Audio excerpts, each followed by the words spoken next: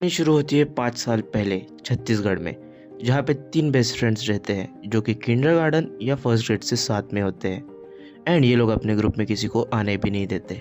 Recently ही इन लोगों ने 12th की एग्ज़ाम दी होती है, सो ये डिसाइड करते हैं कि अब हम कहीं ना कहीं पे घूमने जाएंगे और एंजॉय करेंगे, क्योंकि ये लोग अब अपनी नई लाइफ में एंटर करने वाले थे।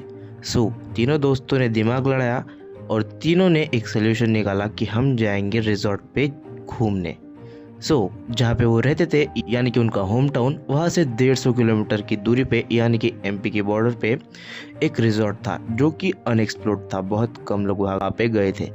ये तीनों दोस्त डिसाइड करते हैं कि ये लोग वहाँ जाएंगे एंड एंजॉय करेंगे। तीनों अपने घर से परमिशन निकालते हैं, मशक्क़त करते कैसे ही तो भी वो अपने घर वालों से परमिशन निकालते हैं और तीनों दोस्त निकल जाते हैं रिजॉर्ट के लिए। वो तीनों दोस्त पहुंच जाते हैं रिजॉर्ट पे एंड रिजॉर्ट पे जाके वो वहीं पे सब रजिस्टर करते हैं एंड डिसाइड करते हैं कि वो 2 दिन रिजॉर्ट पे रहेंगे। वो रिजॉर्ट में घूमते हैं और उन्हें एक कमरा बहुत पसंद आता है। उस कमरे को एक गैलरी होती है जो कि बहुत प्यारी होती है, उसके नज़ारे भी बहुत अच्छे होते हैं। दोस्त रूम पे जाते हैं एंड अपना सारा सामान रख देते हैं। दोस्त फिर म्यूज़िक लगा के एंजॉय करने लगते हैं एंड फिर शाम हो जाती है। वो लोग एंजॉय ही कर रहे होते हैं। रात के खाने के बाद वो तीनों दोस्त उस गैलरी में जाके बैठते हैं जहाँ पे एक झूला होता है। तीनों दोस्त झूले पे बैठ के बचपन की बातें करते हैं। बचपन की बातें करते करते वो लोग भूतों की बातें करने लग जाते हैं एंड जब भूतों की बात निकल रही थे तब भूतों की बात करते करते वो लोग डेयरिंग की बात पे आते हैं। एंड तब तीनों दोस्त में से एक दोस्त बोलता है कि यहाँ से थोड़ी ही दूरी पर एक पेड़ है जहाँ पे भूत रहता है। एंड पूछते हैं कि भाई तुझे कैसे पता इसके बारे में। देन वो बताता है कि उसका कज़िन थोड़ी ही दूरी पे रहता है। उसी की तरफ से मुझे ये पता चला है कि इस रिजॉर्ट के थोड़ी ही दूरी पर एक सर्टन पेड़ है जहाँ पे भूत रहता है एंड अगर हम जाए और उसे डिस्टर्ब करें तो वो भूत हमारे सामने आएगा। वो प्रसन्न हुआ होगा, वो हमें जो चाहिए वो दे देगा।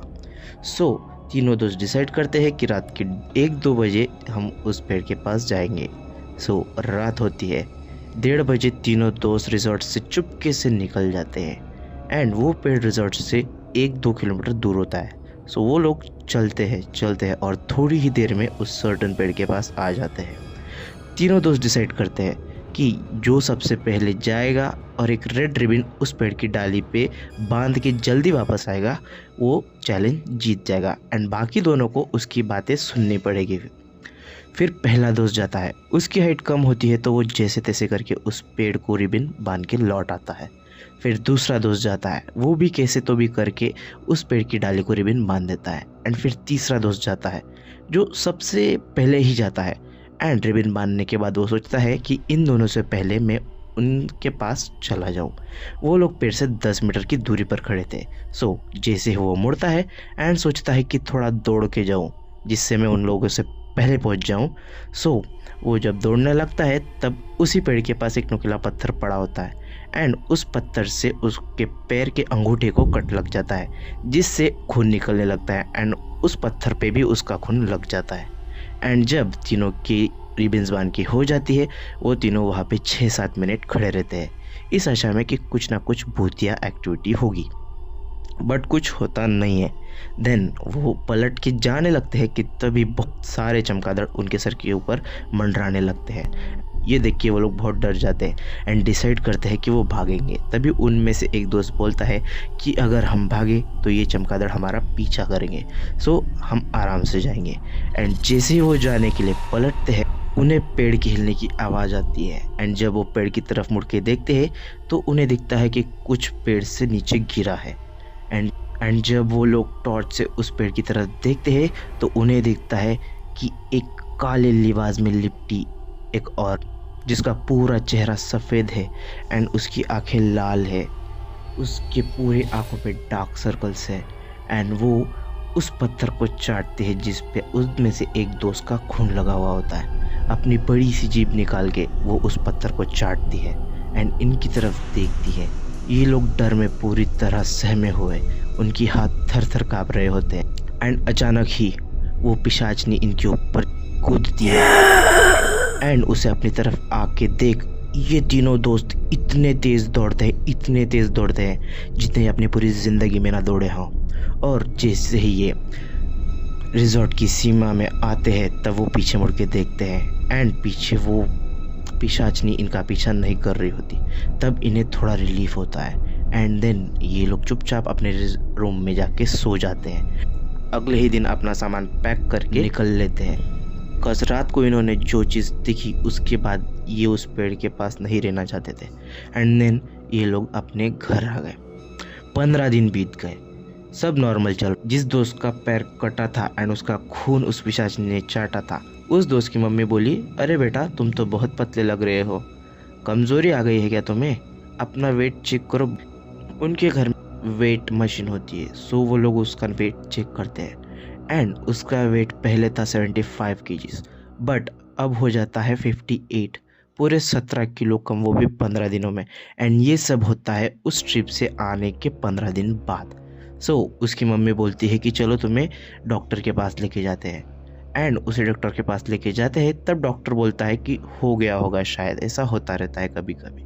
सो उसे डॉक्टर ब्लड की सिरिंज चढ़ा देता है एंड शाम हो जाती है तो डॉक्टर बोलता है कि तुम्हें रात भर यहीं पे रहना पड़ेगा। सो उसकी मम्मी बोलती है कि मैं भी रह जाऊंगी, बट वो लड़का बोलता है कि मम्मी डॉक्टर अपने पहचान की है एंड मैं अकेला रह सकता हूँ, सो आप घर जाओ, मैं कल सुबह होते ही घर आ जाऊँगा।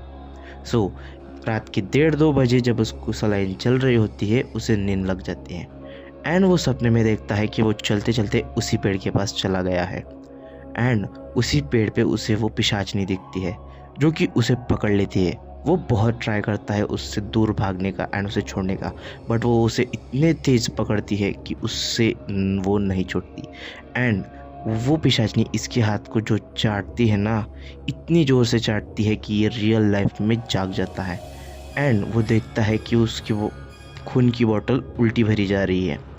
वो चिल्लाता है डॉक्टर को कि मेरा खून उल्टा जा रहा है, बट डॉक्टर एंड नर्स उसे बोलते हैं कि नहीं देखो ये नॉर्मल है, तुम्हें शायद बुरा सपना आया हो, सो इसीलिए सो जाओ, हम हैं यहाँ पे अपनी ड्यूटी करते हुए। सो नेक्स्ट दिन वो अपने घर गया। उस दिन के बाद उससे हर रात को सपना आता था एंड उस सपने में वो पिशाचनी आके उसका हाथ चाटती थी एंड उसका खून पीती थी। ऐसा बहुत दिनों तक चलता रहा। उसे बहुत कमजोरी आती थी। वो घर वालों को भी बताता है, अपने दोस्तों को भी बताता है कि उसे ऐसा सपना आता है, लेकिन सबको लगता है कि ये ऐसे ही बोल रहा है मजाक में। सो बहुत दिन बीत जाते हैं, बेचारे की हालत बहुत कम होने लगती है एंड उसके घर वाले भी उसका बहुत ट्रीटमेंट करते हैं, उसे डॉक्टर के पास ले जाते हैं। घर वालों को लगता है कि ये मेडिसिन पे ठीक हो जाएगा, लेकिन उस पे क्या बीत रही है उस बेचारे को ही पता।